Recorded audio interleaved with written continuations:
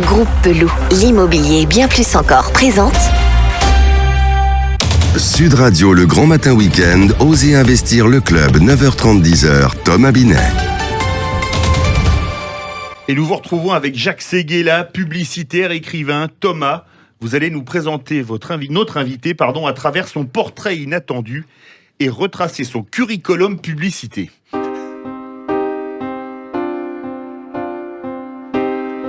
Jacques Séguéla, vous qui êtes un fils du Sud et qui considérez la radio comme votre média préféré, aviez toute votre place sur Sud Radio ce dimanche matin. Vous qui aimez dire que vous n'avez aucun talent si ce n'est la passion, et c'est probablement parce que vous êtes un homme heureux. Un véritable passionné, mais pas seulement par la publicité dont vous ferez votre vie, mais surtout par la vie et par les gens, et quels gens. L'émission ne suffirait pas à citer tous ceux dont vous avez croisé le chemin. Retenons ceux qui probablement vous ont le plus marqué. Lazareff, Prévert, Gainsbourg, César, Tapie et Mitterrand, qui ce dernier vous disait « Gagner n'est rien, durer est tout », et vous avez su durer sans endurer, c'est incontestable. Mais quel plaisir de vous recevoir, Jacques Séguéla, vous qui avez écrit votre deuxième livre en 79 et qui vous consacrera dans l'émission Apostrophe, alors que vous n'aviez pas encore l'âge pivot, et dont le titre incarnait toute votre espièglerie. Ne dites pas à ma mère que je suis publicitaire, elle me croit pianiste dans un bordel. Vous qui citiez votre mère, justement, permettez-moi d'évoquer la mienne. Car vous êtes né un 23 février comme ma mère, et de la même année de surcroît, et comme mon père s'appelait Jacques comme vous, c'est à se demander si cela ne fait pas de moi un peu votre fils de pub. Alors comment dois-je vous appeler ? Monsieur, papa ou Séguéla, comme vous appelait François Mitterrand, ou encore Jimenez, comme vous appelait Salvatore Dali ? Je n'oserais pas Ségalomane, comme vous vous surnommiez en toute simplicité, à vous de nous le dire. Vous qui êtes le publicitaire le plus bronzé de France et d'ailleurs le seul publicitaire, tant vos confrères n'ont pas réussi à inscrire leur nom sur le fronton de la ménagère de moins de 50 ans.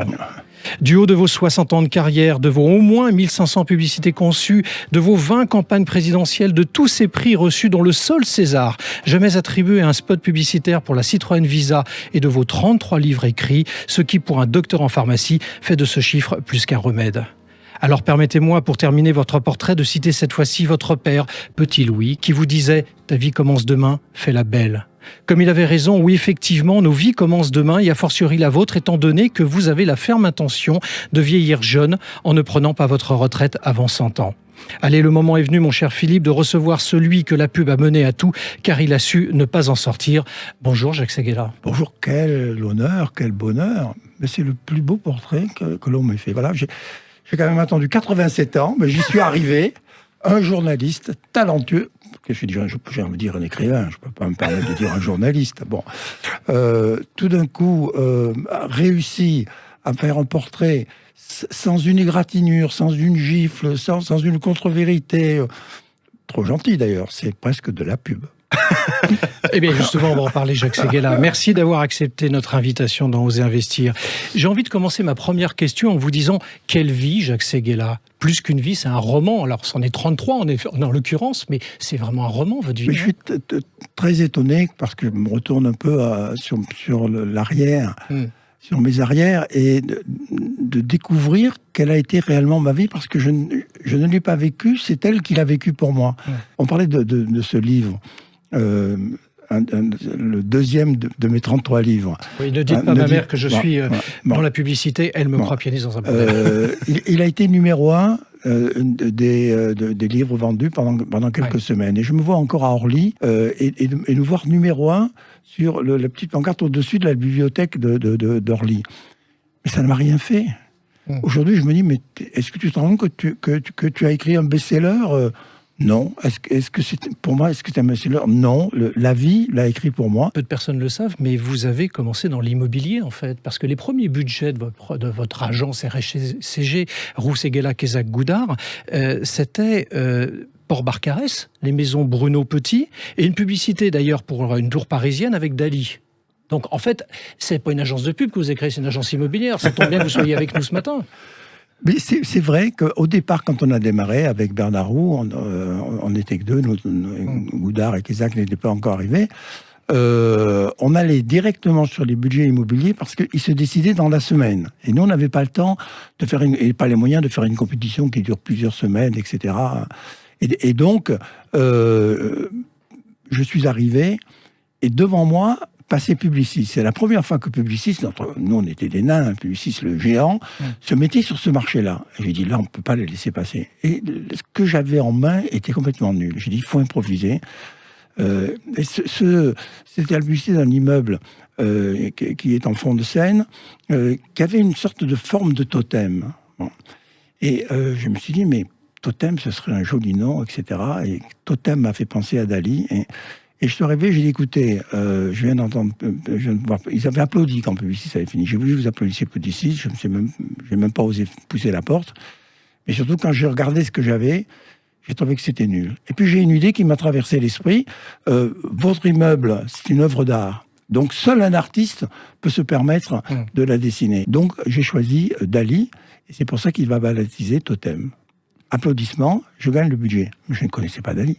Alors, je vais vous faire la suite, si vous m'y autorisez, parce que vous êtes parti, parce que j'ai lu votre livre, donc je vais pouvoir le faire, et vous allez me corriger si je me trompe, vous êtes parti aux États-Unis, vous avez été le voir, il vous a fait 3 challenges successifs, on va pas les raconter à l'antenne, on va donner juste nos auditeurs envie d'aller lire vos ouvrages, et in fine, il a été d'accord, il est arrivé à Paris. Pourquoi vous ne raconterez pas à l'antenne ? Parce que c'est la première qui est complexe.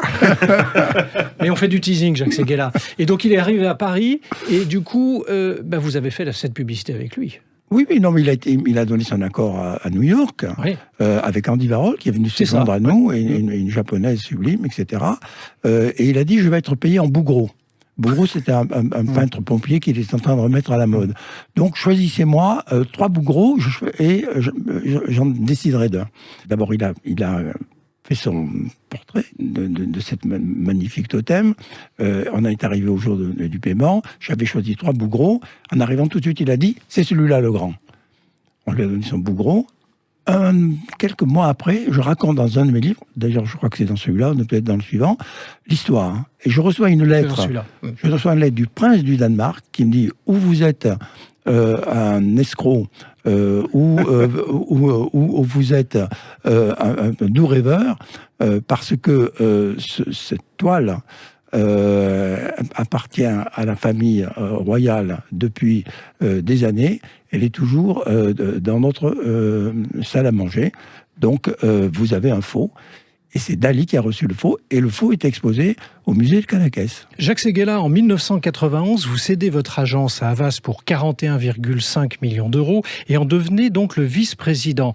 Vous ne regrettez pas cette période d'indépendance où vous respiriez la joie et le joint, comme vous l'avez écrit ? J'ai jamais respiré le joint. C'est vous qui l'avez écrit, hein ? Oui, mais j'ai jamais respiré le joint. C'est incroyable, parce que j'ai traversé 60 ans de publicité, sans jamais voir un joint, alors que c'était courant dans l'agence, c'est pour ça d'ailleurs que je le dis.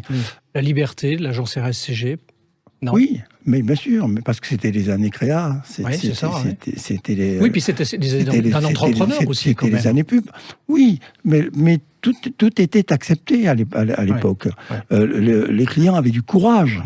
Il faut du courage pour accepter comme publicitaire, vous vendre le match d'une Citroën qui va lutter contre un jet et qui va aller plus vite que le jet et qui va remonter sur un sous-marin. Un slogan comme la force tranquille, qui a joué son rôle dans la campagne de 81. Trouver un slogan, c'est quoi ? C'est du génie ou du travail ? C'est de la spontanéité. Donc du génie. Non, la pub n'est pas du génie. La pub, c'est un art mineur. Art quand même, parce que c'est tous les arts à la fois, puisqu'à la fois c'est la musique, c'est la chanson, c'est la peinture. Jacques Séguéla, j'ai relevé qu'à l'époque de votre vice-présidence d'Havas, vous touchiez un salaire de 900 000 euros, c'est dans toute la presse, soit l'équivalent de plus... 900 000 euros ? Oui, 900 000 euros. Mais j'ai jamais touché un salaire de 900 000 euros. C'est dommage, parce que j'avais fait un calcul, je voulais vous le soumettre. Non, vous avez fait le calcul, ça m'intéresse jamais. Il y a même plus, je vais vous dire, oui. Parce qu'il y avait même les bonus. Et donc, j'ai fait un calcul que je voulais vous soumettre, c'est l'équivalent de plus de 120 Rolex par an. Alors, on peut dire que vous n'avez pas raté votre vie. Alors, déjà, je vais te montrer ma Rolex. Ouais, c'est une fausse, c'est ça ? C'est un nouveau modèle. La caméra est où ? Elle est là, la caméra. C'est un nouveau modèle. Oui. Regarde comme elle est belle. Oui. Il n'y a pas de cadran. Vous ne donnez pas l'heure, en fait. Il n'y a pas de Rolex. Je ne pas donner l'heure. Bon. Donc, je suis fâché avec Rolex. D'accord. Parce qu'il a mal compris ce que je disais. Moi, j'étais en train de défendre Sarkozy. Oui. C'est vraiment du moment. Bon, c'est l'actualité. Et je disais, tous les journalistes lui reprochent d'avoir une Rolex et des Ray-Ban. Mais eux-mêmes, ils ont une Rolex et une Ray-Ban. Et un homme d'État, qui à 50 ans n'a pas de quoi se payer une Rolex, a raté sa vie. Voilà, donc ce n'est pas du tout ce qu'on a voulu me faire dire. Jacques Séguéla, vous êtes venu il y a quelque temps dans la matinale de Sud Radio, l'invité de Patrick Roger. Vous avez présenté votre dernier ouvrage et j'ai cru entendre que vous aviez créé une maison d'édition récemment pour ça. Ah oui, j'ai créé une maison d'édition. Vous êtes de nous un entrepreneur. Oui, qui s'appelle Coup de Pub. Ouais. Et quand on se refait pas, Jacques Séguéla. Oui, on ne fait pas. Vous avez mis longtemps à trouver le nom. Et quand c'est un livre plus romantique, Coup de cœur.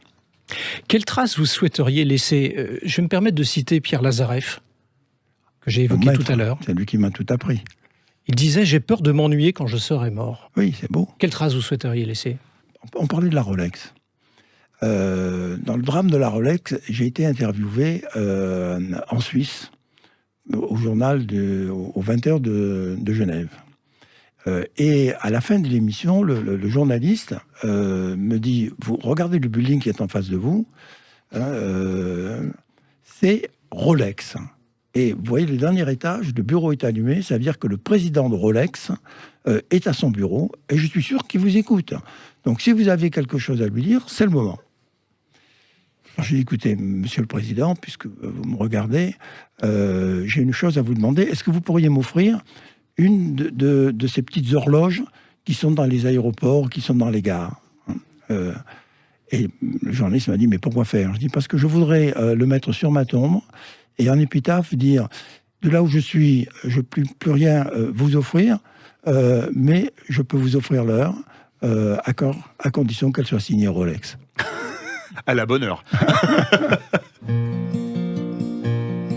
Alors, comme le veut la tradition d'Oser Investir, Jacques Séguéla, vous avez retenu une musique pour terminer notre rencontre de ce matin dans Oser Investir, donc. Oui, là il s'agit de Quelqu'un m'a dit, datant de 2002, interprété par Carla Bruni et coproduite par Louis Bertignac. Vous savez que vous avez un point commun avec Louis Bertignac, Jacques Séguéla? Chauve. Non, c'est pas celui que j'avais retenu. Vous êtes né le même jour. Ah oui? Je ne savais pas ça. Voilà. Alors, on va parler de Carla Bruni un instant, si vous le permettez, parce que vous dites d'elle, Carla l'a conquise. Carla vient d'une autre planète, celle des envoûtants. C'est un personnage shakespearien. Elle vous a marabouté? Mais elle maraboute tout le monde. Elle a marabouté le président. Ça ne m'a pas échappé. Ah, oui.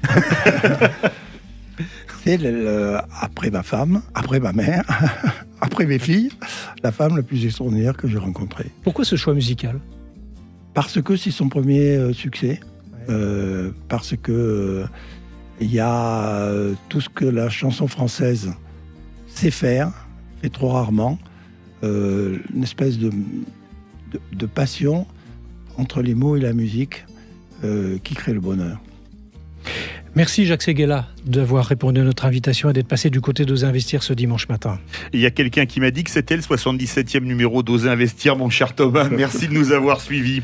Vous pouvez retrouver l'intégralité de l'émission sur sudradio.fr dans la rubrique podcast ou en téléchargeant l'application Sud Radio. Mais n'oubliez pas que vous pouvez aussi nous retrouver sur oserinvestir.fr ou en téléchargeant l'application. Merci de votre fidélité. Et à dimanche prochain. Sud Radio, le grand matin week-end, Osez investir le club, 9h30, 10h, Thomas Binet. Avec Groupe Pelou, l'immobilier et bien plus encore.